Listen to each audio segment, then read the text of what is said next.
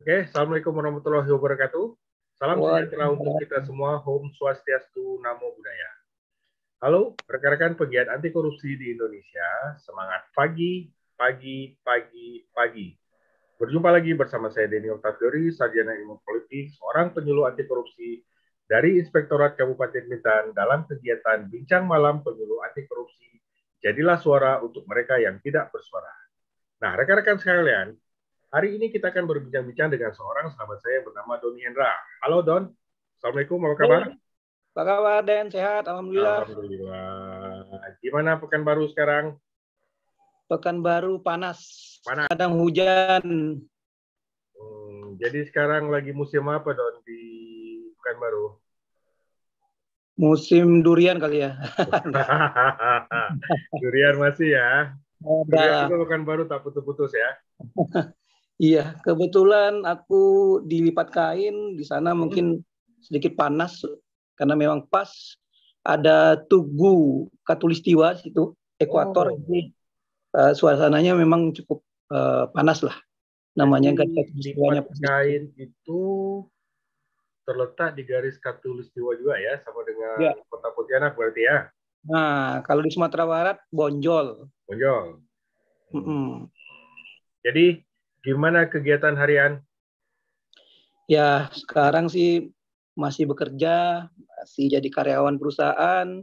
Kebetulan aku kerja sekarang di Yamaha, distributor Yamaha, namanya PT Alphas Corpi. Kebetulan aku dipercaya sebagai kepala cabang di Lipat Kain.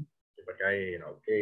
Sebelumnya kalau saya nggak salah, Doni sempat jadi seorang area manajer ya untuk Sampurna Finance di Ya mungkin wilayah Riau. pengalaman kerja sih sebenarnya sih lama di bank, kurang lebih 11 tahun, hampir 12 tahun. Awalnya di Bank Mega Syariah, Den.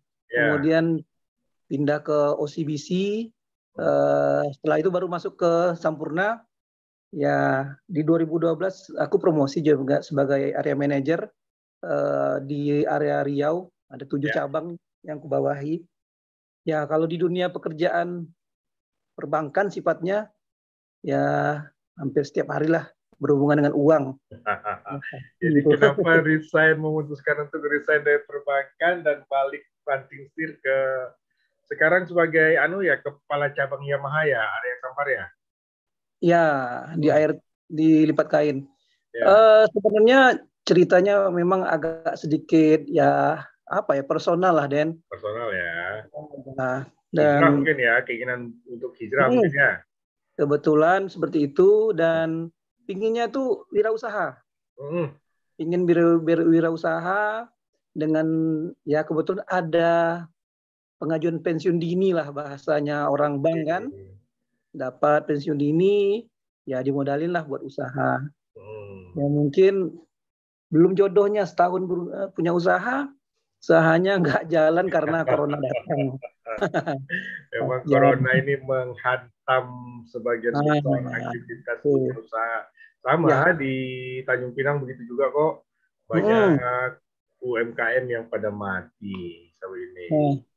Itulah mungkin jalan hidupnya seperti itu, Ya, masih dekat dengan bekerja dengan orang. Jadi waktu corona datang, kebetulan toko nggak terlalu rame, aku ditawari bekerja lagi di Yamaha. Yamaha ini adalah distributor tunggal sepeda motor wilayah dari Aceh, Sumatera Utara, Riau, hingga Kepri. Nah, jadi Yamaha ini punya 2 segmen. Satu segmennya itu partai besar lah istilahnya kan, jualin ke dealer-dealer. Nah, ada lagi partai kecil yang retail. Mereka juga buka itu cabang. Nah, main dealer shop namanya ya. Aku bekerja di main dealer shop-nya. Oke, sip. Baiklah rekan-rekan semua, hari ini kami berdua akan coba berbincang-bincang santai terkait mengenai uang pelicin sebagai bagian dari strategi pemasaran. Nah, kebetulan ini rekan saya ini sudah malang melintang di dunia marketing, jadi mungkin tidak ada salahnya kita coba berbagi sedikit sharing lah mengenai uang pelicin ini. Sebagaimana kita ketahui bersama bahwa kita di Indonesia mengenal istilah uang rokok atau uang bensin. untuk tindakan korupsi berupa suap atau sogok yang terjadi di kehidupan kita sehari-hari. Nah, hal ini sering dilakukan saat berhadapan dengan aparat kepolisian lalu lintas yang hendak menilang. Kemudian, agar urusan administrasi di kantor pemerintahan lebih cepat selesai hingga strategi melancarkan kerjasama bisnis bersama instansi pemerintah maupun sektor swasta. Jadi kita ketahui bersama bahwa urusan-urusan yang harus diminyaki ini sering dianalogikan orang serupa mesin atau roda. Jadi dengan tidak adanya uang untuk lubrikasi ini, maka hal yang dibutuhkan tidak akan berjalan mulus. Meski demikian, ada beberapa golongan masyarakat yang menyadari bahwa urusan licin-melicin adalah tindakan yang tercela sehingga istilah uang suap terkesan gelap, buram, tersembunyi, dan tertutup. Nah, malam ini Don, kita coba lihat itu kebiasaan dalam memberikan uang rokok atau uang pelicin banyak kita temui nih dalam kehidupan sehari-hari. Gimana? Doni melihat ini. Menarik. Itu menarik ini kita bahas Don, karena sangat erat sih dengan dengan aktivitas kita sehari-hari gitu. Ya. Ya, kalau kita berbicara mengenai korupsi ya Dan ya. Ya. Kita pernah dulu jadi mahasiswa juga yang selalu bahasa kampanye atau mungkin demo itu masalah KKN, benar nggak? Ya, betul. Teman kita 98 ya, kita masih aktif di situ ya. 98, kalau mungkin di Pekanbaru, aku di Bandung ketika saat itu. Istilahnya tuh angkatan 98 tuh kita ikut di dalamnya kan? Betul. Nah, jadi 98 itu ini sibuk demo KKN. Nah, kita adalah orang pelakunya Dan, pelaku demonya. Jadi kalau kita pula terlibat KKN yang kita demokan dulu ya. Nah, jadi berbicara mengenai uang pelicin atau uang rokok Indonesia, sepertinya sesuatu hal yang bukan tabu lagi ya Dan ya. Ya, betul. Biasa. Karena aku rasa sih hidup di negeri ini sejak dulu memang sudah dilatih atau sudah memudayakan uang pelicin atau uang rokok. Kan kita berbicara uang pelicin nih Dan. Kalau zaman kita tuh uang rokok lah bahasanya ya. Ya. Ya, kalau berbicara uang pelicin atau uang rokok di Indonesia lah ya, sepertinya sesuatu hal yang bukan tabu lagi Dan. Betul. Ya, karena rata-rata sudah seperti kebiasaan gitu. Iya. Nah, padahal jelas-jelas hal ini salah gitu. Nah, itu dia. Jadi bisa dikatakan itu enggak hal yang tabu lagi, biasa aja. Ya. Nah, karena hidup di negeri ini sejak dulu memang sudah dilatih atau sudah memudayakan hal ini, ya kejadiannya seperti itu. Ya di depan mata kita ya ini uang rokok biasa aja kan? Iya. Didengar malah itu di depan umum biasa. Namun apapun ceritanya, sebenarnya uang pelicin atau uang rokok ini kalau aku bisa katakan ini tujuannya kalau untuk memperlancar usaha kita, itu tetap salah. Dan harus diberantas. Soalnya istilahnya kita di pemerintahan ini kan sudah ada SOP yang harus dijalankan, kemudian sudah ada aturan-aturan yang memang terkait biaya sudah harus ini transparan, jangka waktunya sudah ini. Cuman kadang-kadang orang tidak mau bertele-tele sehingga membuat orang itu berupaya untuk melakukan ini penyogokan begitu. Ya. Sebenarnya mungkin hal-hal seperti ini harus kita edukasi lagi bahwa jangan sampai ini dilakukan ya. Ya, betul. Setuju ya. Tapi kalau udah sifatnya itu kronis Dan, ini ibarat orang sakit itu banyak operasinya Dan, banyak obatnya nih Dan. Banyak obatnya. Ya, kemarin aku sempat diskusi sama Ingrid terkait permasalahan ini. Ditinjau dari segi sebuah perilaku manusianya, gitu. Jadi memang ini sama dengan penyakit, gitu, yang memang sudah kronis dan harus kita antisipasi dan harus kita sembuhkan, gitu. Jadi memang untuk uang pelicin ini memang harus dari kita sendirinya lah. Jadi istilahnya kalau ketika ada orang yang mencoba untuk memberikan itu berani untuk berkata tidak. Ya. Dan dari segi kalian dari orang-orang yang sektor swasta juga mungkin untuk tidak membudayakan itu. Jadi ikuti aja alur dan prosedural. Jadi andai kata waktu yang ditentukan tidak sesuai, baru boleh di dipertanyakan atau mungkin bikin laporan melalui kotak aduan, mungkin seperti itu kali ya. Ya. Kemudian kita lihat sebuah kegiatan pemasaran suatu produk atau jasa, Don. Mungkin atau dalam mengikuti sebuah kegiatan pelelangan barang dan jasa di sebuah instansi pemerintah atau swasta. Kadang kita temui praktek uang pelicin ini sering terjadi. Ya. Kira-kira menurut Doni kenapa hal itu sering dilakukan oleh orang-orang? Sementara kita ketahui yang namanya proses pengadaan barang dan jasa ini sudah sangat transparan gitu. Sulit untuk membuka peluang terjadinya suap menyuap. Tapi orang-orang selalu berusaha untuk itu. Gimana, Don? Jadi aku rasa, Den, statement yang benar itu bukan kenapa dilakukan. Jadi, yang jelas itu tujuan uang pelicin itu sudah pasti salah. Yang ada salah. Dan ini mengarah kepada kualitinya jadi rendah, Den. Ya kan? Betul. Kualiti rendah. Bayangkan saja, ini kebetulan adikku kerja di proyek salah satu perusahaan BUMN di Indonesia. Bayangkan saja kalau misalnya tendernya itu misalnya anggaplah 100 miliar. Bayangkan aja kalau duit 100 miliar kita bagi ke orang 10% aja untuk memperlancar supaya kita menang tender 10 miliar. 10 miliar kalau beliin semen tuh banyak loh, Den. Ya, betul. Ya enggak?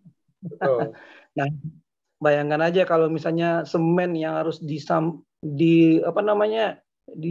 untuk jalan itu tuh 1 juta sak, bisa tinggal 900 sak istilahnya kan. Nah, jadi kualitasnya jauh menurun ya. Otomatis itu akan mempengaruhi kualitas dari proyek itu kan. Betul. Nah, akhirnya Kenapa sih kontraktor itu mengurangi? Ya karena kita udah kasih ke pejabat terkait 10%. Jadi mungkin dalam pemikiran mereka yang penting dapat aja dulu. Proyeknya, kemudian dapat keuntungannya, ya urusan sesuai spesifikasi atau tidak itu urusan nanti. Tapi sebenarnya ini juga salah kan. Jadi yang menanggung akibatnya masyarakat juga gitu. Untuk bisa bertahan sampai berapa tahun. Jadi kita lihat jalan-jalan ya, Den ya. Ya. Banyak yang belum lama proyeknya selesai, bolong-bolong. Betul. Air sudah rusak jalannya karena ya itu kualitasnya sudah mulai dikurangi. Jadi nggak standar lagi. Mungkin berbicara ini masalah uang pelicin itu ya akan merugikan orang banyak. Apalagi berhubungan dengan swasta yang sifatnya itu rekan kerja dari pemerintah kan. Nah, jelas itu yang dirugikan itu ya masyarakat. Masyarakat, betul sih. Nah, kalau yang diuntungkan ya proyek ini kontraktor ya untung. Terus kontraktor untung, kemudian pelaksana kegiatan juga untung, tapi ya negara dirugikan dan masyarakat juga dirugikan. Itu dia. Kemudian ada hal yang cukup menarik saya lihat ini. Nah, sering terjadi nih upaya untuk membungkus gratifikasi atau uang pelicin ini ke dalam pemberian diskon atau cashback dengan nilai yang cukup fantastis kepada nasabah-nasabah baik dari sektor pemerintah maupun swasta. Kita sering cashback ini tidak dibunyikan tapi diberikan. Nah, siasat-siasat ini nih sering banyak kita temukan. Kira-kira mengantisipasinya seperti apa? Kalau tidak dilakukan, terkadang barang tidak keluar, barang tidak Ya, tidak laku. Gitu. betul. Ya, ya, ya, ya, ya. Gimana Don kira-kira? Ini pertanyaannya pertanyaan menjebak. Karena Benar ya? sejujurnya ya distributor motor itu pasti ada hubungan dengan pemerintah. Tuh. Kenapa? Kita mau pengadaan motor dinas untuk pejabat terkait misalnya kan. Ya. Nah, jadi ditenderkanlah ceritanya itu ke ini distributor motor. Hmm. Jadi ditenderkan 100 unit sepeda motor. Ya. Ya kan, harganya sekian. Itu kan ada di LKPM gitu loh. Ada Ya. tuh lembaga ininya. Di LKPP. Ya, LKPP, benar. Hmm. Nah, itu kan nanti ada diskon, Den. Ya Betul. kan? Diskon itu diberikan ke negara kan, karena uang negara. 10 juta, nanti kita kasih diskon 1 juta. Berarti negara hanya bayar 9 juta. Jadi ya kan? diskon itu tidak diberikan ya ke individu langsung ya. Kalau LKPP dijalankan itu bagus. Cuman permasalahannya kan kalau di belakang layar, Den. Jadi, diskon itu dituliskan misalnya cuman 1 juta, dan memang ada diskon 1 juta. Ya.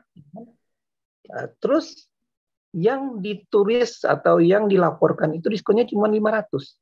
Nah, 500.000 kemana? Nah, bayangkan aja kalau misalnya pengadaan unit itu 100 unit. Ya, betul. Berarti duitnya ada sekitar 500. Itu hal yang mungkin saya coba kembangkan. Setuju nggak, Doni? Uang pelicin ini merupakan biaya operasional perusahaan gitu. Jadi untuk mendapatkan suatu proyek, biaya ini dimasukkan ke operasional cost. Gimana menurut Doni itu? Kalau aku rasa aku nggak setuju, Dan. Nggak setuju sama setujunya? Ya jelas, namanya uang rokok, uang pelicin kan nggak benar, ya kan? Sudah salah.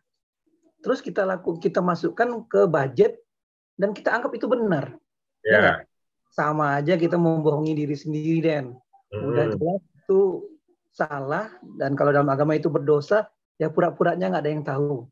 Gitu nggak ada. Pura-puranya nggak ada yang tahu. Padahal hidup ini bukan kita sendiri. Ya.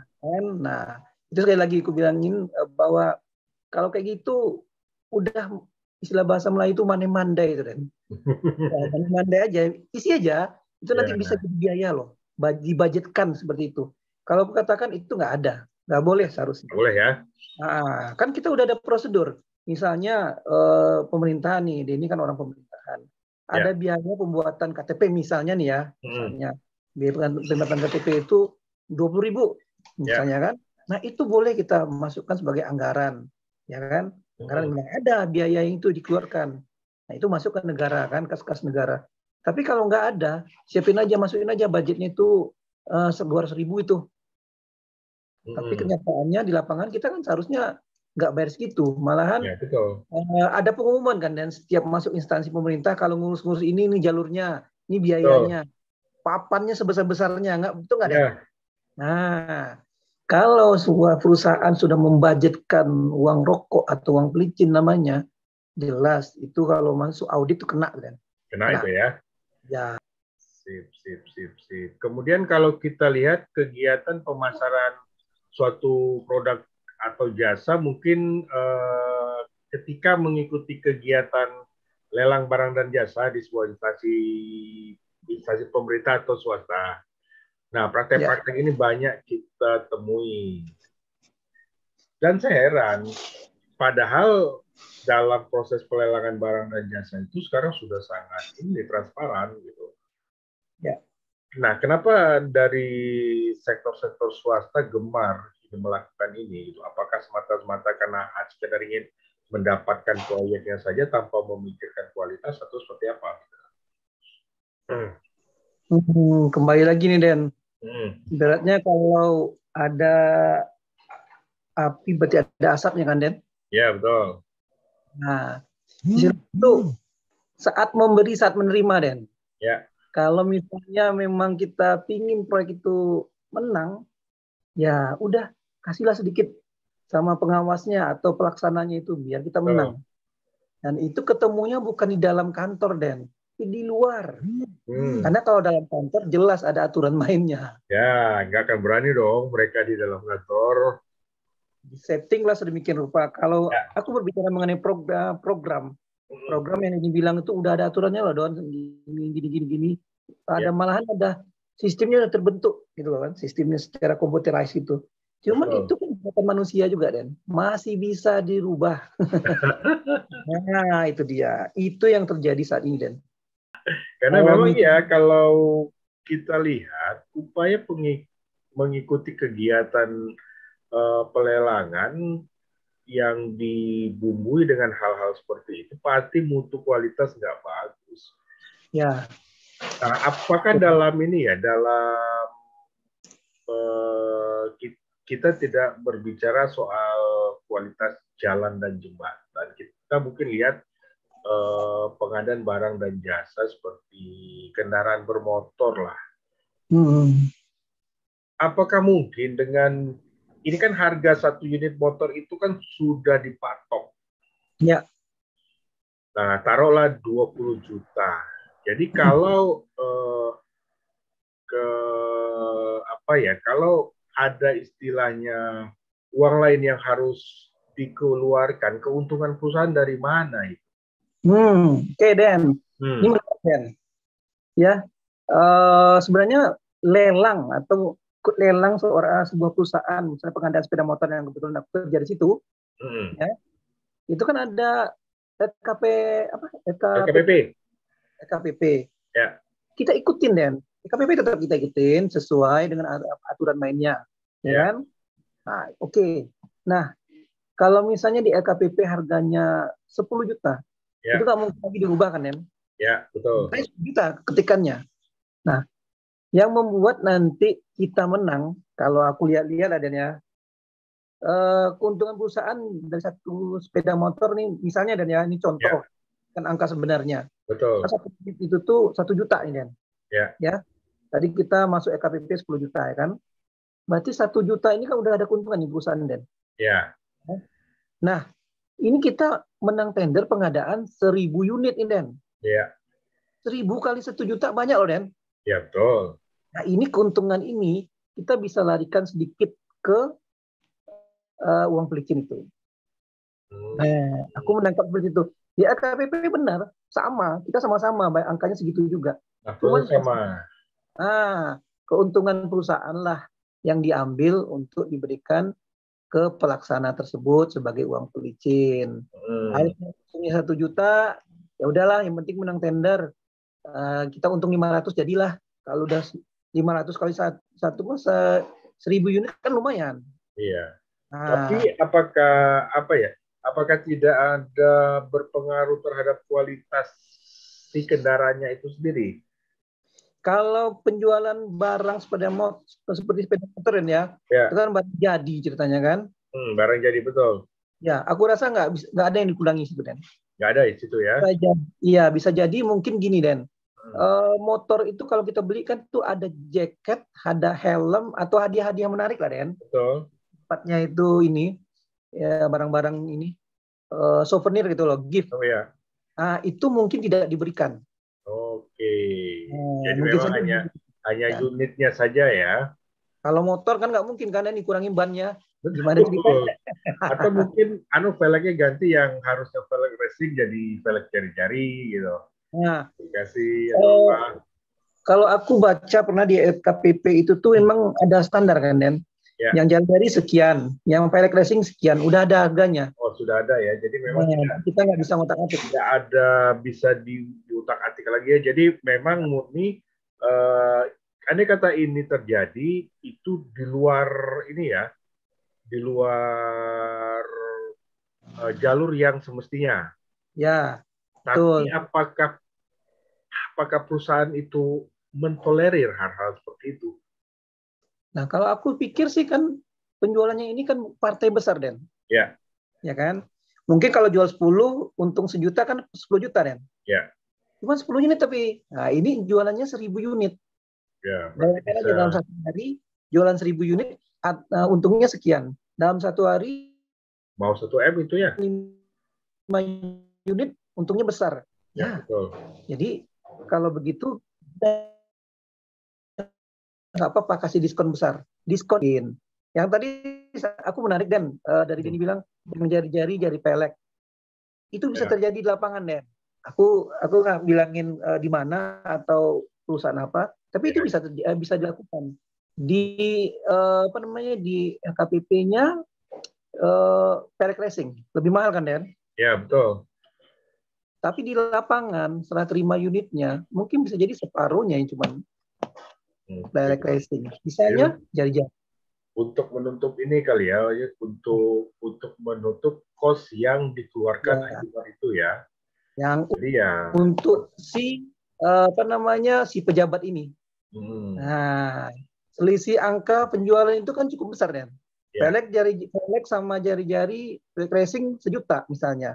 Jari-jari 500. Nah, itu bisa juga kejadian. Ketahuannya kalau ada audit mungkin. Ya enggak? Kalau dari jarinya cuma 200, sisanya pelek racing yang sesuai dengan LKPP kan nggak kelihatan Dan. Betul. Ya enggak? Jadi mungkin yang untuk audit disiapkan yang spek benar, yang untuk tidak audit spek yang lain lagi mungkin ya. Tapi nah itulah Dan. Tahu hal ini tidak dibenarkan. Jadi memperkaya diri sendiri itu tidak diperbolehkan. Yang dirugikan negara Dan. Betul. Yang dirugikan negara, uangnya dari mana? Uangnya dari rakyat. Yang seharusnya mungkin itu bisa untuk digunakan yang lain, jadi habis untuk di situ aja gitu. Betul. Ya itulah yang aku katakan itu budaya Dan. Dan itu sepertinya hal yang nggak terlalu dipermasalahkan, walaupun sebenarnya itu nggak boleh. Ya sekarang saya lihat itu sudah seperti hal yang lumrah sih. Ya. Kemudian bagaimana kira-kira untuk menanggulangi praktek-praktek pemberian uang pelicin ini? Kira-kira menurut Doni seperti apa? Menanggulangi ya Dan ya. Harus mengurangi, kalau perlu tuh habis ya Dan ya. Betul, jangan mengurangi lah, dipapas habis aja ini kegiatan pemberian uang ini. Ya karena memang ini sih dua sisi, dari segi sektor swastanya juga, ya karena ada pemberi pasti ada yang menerima. Tidak akan ada pemberi kalau tidak ada orang yang mau menerima. Begitu juga sebaliknya kan. Nah karena kalau kedua hal ini saling berkaitan. Betul. Memang agak susah Dan memberantas atau menghilangkan sesuatu yang menjadi budaya, ya kan? Udah biasa gitu loh, udah biasa. Namun demikian pasti ada jalan lah untuk mengurangi atau memberantas praktek uang pelicin, gratifikasi, ya. Gratifikasi ini kayak ini Dan, ada udang di balik bakwan kan? Iya betul. Nah, mungkin cara-caranya gitu Dan. Kita kembali lagi. Kalau kita lihat gratifikasi itu kan pemberian hadiah dalam bentuk apapun dengan maksud tertentu yang meliputi pemberian uang tambahan atau fee, hadiah uang, barang, diskon, tiket perjalanan dan lain-lainnya dengan maksud tujuan adanya timbal balik. Tapi kalau menurut saya dalam hal ini bukan gratifikasi sih. Kalau gratifikasi ini kan sifatnya memberikan sesuatu dengan keinginan akan ada timbal balik nanti. Nah, kalau ini lebih tepatnya ke suap. Nah, karena suap ini sendiri mungkin boleh dibilang sebuah pemberian atau janji pemberian sesuatu kepada pejabat negara untuk melakukan sesuatu yang seharusnya tidak dilakukan atau tidak melakukan sesuatu yang seharusnya dilakukan. Tapi kalau berbicara gratifikasi Dan kalau aku lihat bisa juga gini. Kita menang tender tanpa bayar apa-apa Dan. Betul-betul dipilih nih kita nih, menang tender. Cuman kiranya ada sesuatu yang kita berikan ke si pejabat terkait. dikatakan gratifikasi, dan nggak mesti gratifikasi itu kita beri sesuatu biar nanti menang tender. Tapi kita tender menang baru kita kasih. Apa bedanya? Berarti ketika menang barulah hadiah itu diberikan. Sama Don, suap itu Don, menjanjikan sesuatu, berarti menjanjikan sesuatu berbentuk janji. Nah, kalau gratifikasi ini dia memberikan sesuatu dengan harapan. Nah, dengan harapan akan gitu ya, memperoleh kemudahan. Jadi ya seperti inilah kan,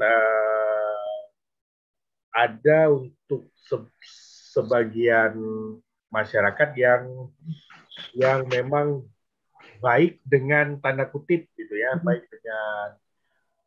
dengan tanda kutip dia baik memberikan suatu terus dia sudah pakai aja dulu, ambil aja dulu. Ketika satu hari dia mau berurusan, dia datang, orang sudah tidak enak hati. Nah, jadi upaya-upaya awal itulah yang disebut gratifikasi. Tapi ketika kita memberikan sesuatu dengan maksud untuk merubah sesuatu, itu sudah masuk kategori suap. Nah, begitu juga seperti yang Doni sampaikan tadi. Begitu dia menang, nah ini hadiahnya, menjanjikan sesuatu. Nah, seperti itu.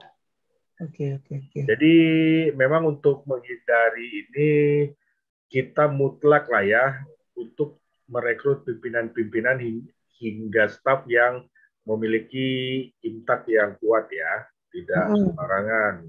Ya, betul. Kemudian sesi siraman rohani itu juga harus ini Don ya. Nah,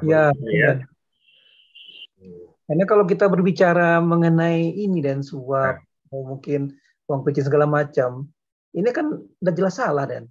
Betul, salah. Ada cerita itu salah. Ada cerita memang. apapun cerita orang kan, itu tetap salah. Itu tetap yang namanya kita bawa ke agama itu berdosa lah kan. Jadi ada satu lagi poin, dan mungkin kalau tadi kita merekrut pemimpin yang pemimpin yang mempunyai impact, kemudian juga baik, terus di perusahaan itu juga atau di perusahaan atau pemerintahan, aku rasa sih sudah mulai sih ada siraman rohani sekali seminggu atau sekali sebulan ya, Dan ya. Nah, satu lagi juga negara wajib menjamin kesejahteraan rakyat. Biasanya kalau perut penuh, itu orang nggak banyak cerita, Dan. Nah, sayangnya kosong, baru orang berpikir untuk macam-macam ya. Nah, sayangnya orang yang udah perut penuh itu pun juga masih makan kira-kira. Nah, itu dia. Kita tahu baru-baru ini, kita sama-sama tahu dong ada skandal korupsi besar. Itu bukan dilakukan oleh orang-orang yang berperut lapar gitu. Betul. Ya kan? Udah kenyang, Dan. Tapi nggak tahu mau ditaruh di mana lagi tuh. Tapi kita harapkan ke depannya orang-orang seperti ini tidak ada lagi lah. Dan dengan adanya kegiatan bincang malam penyuluh ini, orang sedikit terbuka pemikirannya. Jadi maksud bincang malam kita berdua pada malam hari ini, kita coba menyampaikan bahwa please dong, jangan biasakan memberikan uang pelicin dalam berurusan apapun itu, karena itu nanti akan berakibat tidak baik buat mereka sendiri, gitu kan.